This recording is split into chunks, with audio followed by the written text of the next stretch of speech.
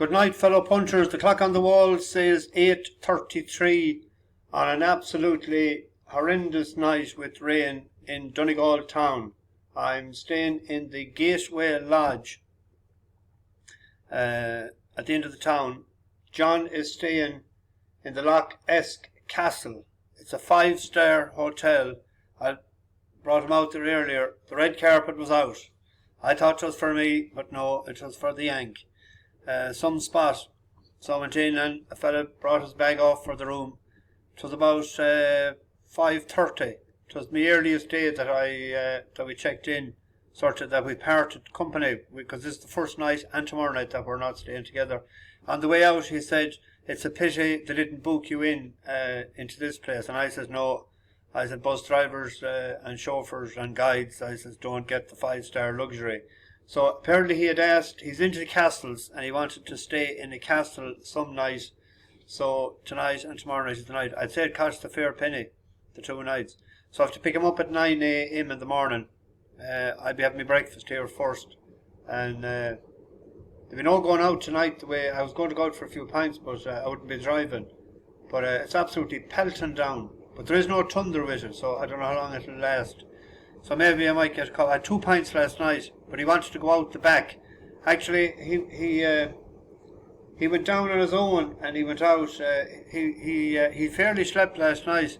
He had about 6 pints and he had 2 for the dinner yesterday, 2 with the dinner in the evening, and he had 1 during the day. So I went down for the breakfast this morning, 8 a.m. I was there 2 minutes to 8. I'm never late. And 20 past 8 he still hadn't showed. So I said, Jesus, I said he must have keeled over. But he landed down then. He said that he slept for a few hours and that the clock didn't go off or something. The alarm didn't go off. But it was funny this morning. I love my cornflakes in the morning. I like good quality cornflakes as well. It was one of the lower brands was on this morning. It wasn't the Kellogg's. But there was only lumps of sugar. And I asked a lad going around, I says, "Have you any loose sugar?" He said, "No." And I said, "Is that all you have, the lumps of sugar?" He said, "Yeah." And I said, "What am I supposed to do?" He said, try breaking it. I said, "I didn't bring my little lump hammer with me today. But I tried to pare it off with the knife, waste of time. So I had it without the... You'd imagine like that have a bowl of sugar or those little, the ones like for your coffee, for someone. And milk as well was a problem. A small little jug left on the table, but it was a buffet breakfast. I ate more fruit than anything else. Those buffets, I don't know, it doesn't be hectic unless you get it straight away. I didn't go near the black pudding or the white pudding, and the bacon didn't look hectic. I had 1 sausage. The scrambled eggs was cold, and the fried egg, I said, if I put it on the plate, it'd hop off. It looked like a half slither. That's a handball. But anyway, we went on driving. I got a couple of castles. Went to Roscommon Castle. He was very impressed. But it was lamping down rain too when we arrived there. But he wanted to go out in the rain. I said, "Hold on." So it cleared up. Got a few photographs taken. That was built in 1469, I think it was.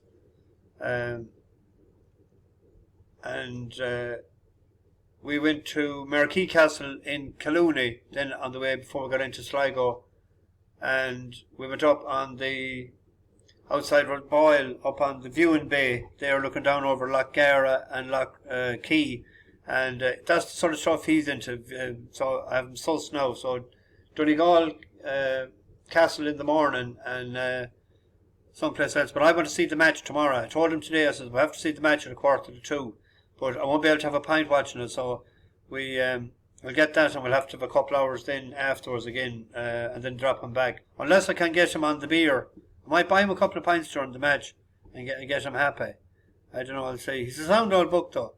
But he's dead set now on getting the red-haired one with money. So that's the next one. I was telling him there's a thing called tender. I don't know much about it, but we'll have to see. We'll have to work on it.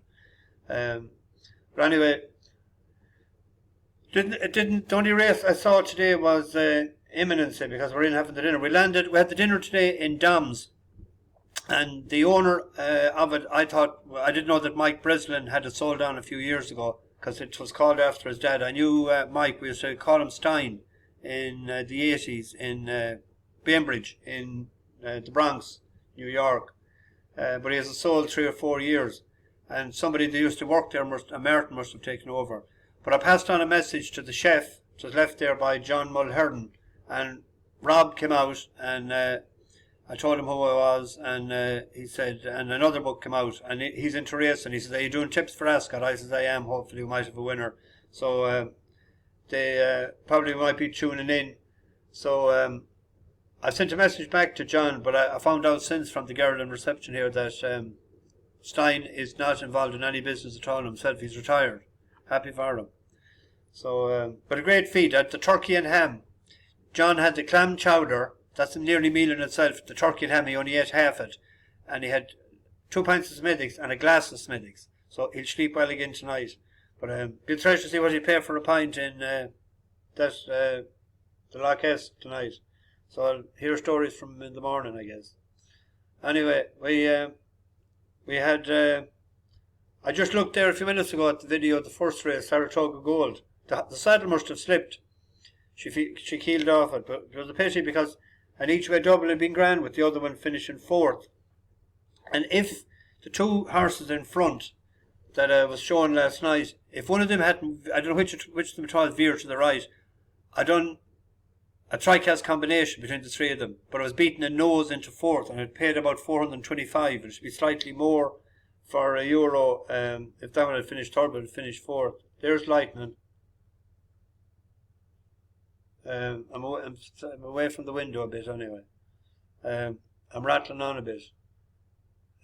Oh yeah, the dessert was superb today in Dom's. Michael, I planned to go back there for a couple of times, but it's far into town, so I don't know. We'll see. Tomorrow, fair play to Owen today. He had a couple of winners again and good prize winners. Good lad, Owen. Keep it up. Tomorrow, I had this one marked out. We back to the last day. I said that we'd get it next time. Dukeman, but he's even money. He's got us. He's 4 to 5 there now. We backed him the last day, and I like backing Christopher's horse at times. And I thought he might be fit enough, and he ran from the front. He just tired late. It was in Redcar, but Jack Mitchell, who rode him to his only victory, is back up in the plate again tomorrow. He went out from the front the last day. This is him in front in the yellow colours. I think this lad should win tomorrow. They come down to the final 300 yards, and Dukeman being pressed by E.T. Wottonson between the pair. Jewelmaker in 4th. E.T.'s hit the front from Dukeman. Wottonson, Jewelmaker still trying to close, but it's E.T. in front under Danny Tudhope for another course and distance victory. E.T. goes home best of all to beat in 2nd. The only one that rivaling him for in the market is Savrola, but that one, and now it showed a nice turn of foot to win in Wolverhampton. But that Dukeman is entered in I think it's the John Smith's handicap. He's only rated 82, so he'd have to win and carrying a penalty to get into that. Probably too short for a lot of people, but a Harsheen of ours is running tomorrow in Downpatrick. Now, it's 2 miles won, but it should be all right. By your side. We won on this and we were placed on it a couple of times, and we even were on it in Chester last time when we're left with a lot to do. It's only a 4-year-old. It was unlucky to only beat the nose that time in Punchestown. We were on it, I think, at 7 to 1, but it won for us in Naas previously, and it's raced 140, but Danny Gilligan is taking 4 off, and this is only his 2nd time to ride it. And he did ride at that time when he was 2nd in Punchestown. It was good to yield in that day. According to the going there, it's yielding to soft in places. But he was 2nd to Carbon King on heavy ground last March, or March gone by there. So, he could be all right tomorrow. Let's see. I think he's a 2 to 1 shot. 2 to 1, 7 to 4. Maybe we could do a double with them too. there's a horse that I've been looking out for, and I was going to tip him up the last time, but I left it. I wanted to get him. We have our buddy Sean May, who always runs well in Gordon Park in this race, and who ran 5th the other night in Leopardstown. It's only a few days ago. Runs Gordon Park better than Leopardstown. 3 runs this year there in Gordon. 4th, 2nd, and 5th, and won. Won that time 60. It's only £4 higher. Scott McCullough taking the ride. But I was a horse I've had my eye on since in a good while. Nyla, and I didn't tip him up the last time because I was waiting for the 3rd run back from the layoff. And he was gambled on 7-1 into 7-2. Ronan Whelan was on him. When he came first to my attention, I was waiting for him to come back at a mile. He was the last, but I was waiting for the 3rd run at a mile, and this is it tomorrow.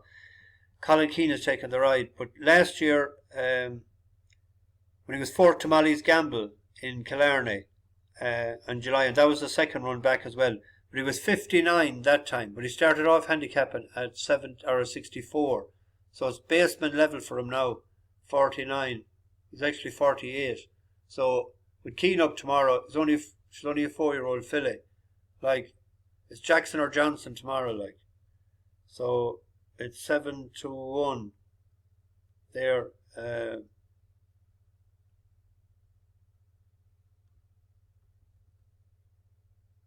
Paying 4 places there. The reason it's 5-1 with the other crowd is because they're only a quarter of the odds, but they're still paying SP anyway, even though they're only paying 3 places. There's a couple of the Oaks out tomorrow, but I don't know about the ground. We're back to in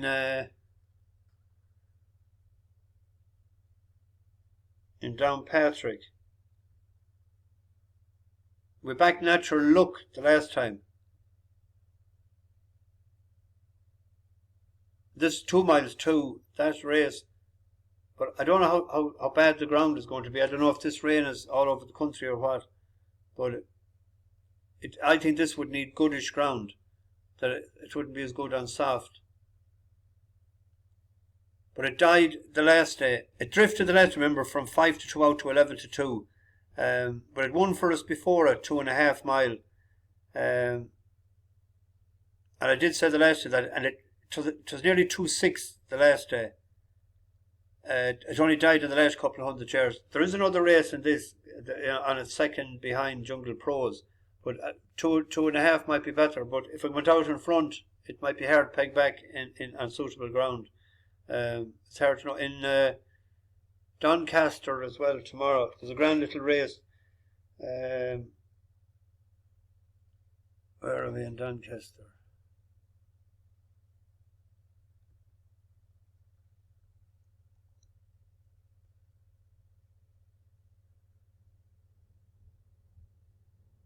There's another rattle. I'll have to get a taxi. King of Bavaria, he screwed us the last day on... What were we on that day? And we were on him twice before that when he didn't do it. But I was waiting for him to get back to 6 when the dealing is done the last day. But we have Alligator Alley in it as well. And if that stays good to Ferrum, that won for us 4 times last year. But it's back down to a winning mark again. It's back to 94. And it won off 100 in Southall. But they were 3 on the Goo. But if you look at the horses it was behind recently, it was behind Lavello, Chipstead, Regional. They're all good class horses in class 2. And Danny Tudd is back tomorrow again, isn't he? He rides it well. Keep an eye on that tomorrow as well. It's back down again. It won off, but it needs good to Ferrum. I don't know about the rain over there in England either. I forgot to see Stephen's weather report. Anyway, I'll spend, if it's going to rain over an hour, I'm going to spend an hour for Ascot. We're into Derry on the night, 2 nights time. We're staying in the City Hotel. And I thought we're staying 1 night in Belfast. We're staying 2 nights in Belfast. Tuesday and Wednesday in the Grand Central Hotel. And he said to me today, he said, there's one place you have to bring me in Belfast, and that's Fibber McGee's. I says, no bother, we'll find it. So I don't know how, I'll have to check when I get to Belfast to see how far away is that from the hotel. It could be a taxi job. If any you know any spot we can go up there, drop it in the comments as well. Thanks as well to Martin O'Mahony, left a few quid. I'll be sending that on Monday. Hopefully I can get to the bank. I will have to get to the bank Monday when it opens. I hope there's a Bank of Ireland in Donegal town before I cross the border. And Dermot O'Brien left money as well. He said he couldn't get through. I gave him the bank details, but he couldn't get through. So I must make it up. I must have the guts of 900 there, I'd say. No, definitely of 880 anyway. Thanks very much to everybody. Bash the bookies, over and out.